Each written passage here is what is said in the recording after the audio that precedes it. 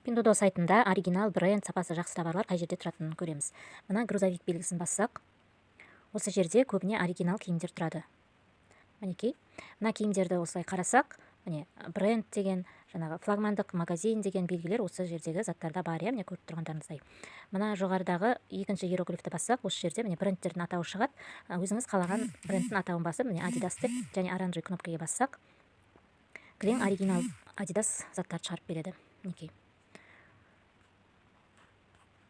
Енді мына дорбаның белгісін бассақ, міне розовый, осы жерде міне Pinduoduo өзі спонсировать етіп отыр деген заттарды көруге болады. Яғни бағасының қандай да бір бөлігін Pinduoduo төлеген заттар осы жерде тұрады.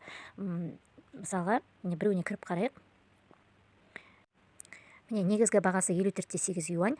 Pinduoduo 16,92 пи төлеген, яғни пи деген бұл юань. Сонда Pinduoduo 16,92 юань төлеген 54,8-ін. Сонда бұны 37,88-ге шығарып отыр. Яғни біз осы бағаға аламыз.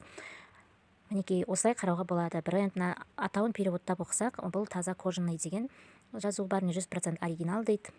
Мінекей, мына жердегі барлығын қарауға болады. Міне мынаны нетіп переводтап қазір көрейік. Мінекей, марка Anthony Miles дейді.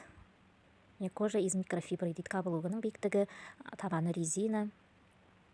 Стиль Англия деп мінекей барлығын жазып қойған. Осылай қарасақ болады. Барлық отзывтарды да осылай переводчикпен оқимыз. Мына жерде міне категориялар бойынша қарауға болады. Міне аяқ киімдер, сумкалар, телефондар. Бірақ біз телефон алдыра алмаймыз. Естеріңізде болсын, мынау киімдер. Осылай категория бұл категориямен қарасақ та болады.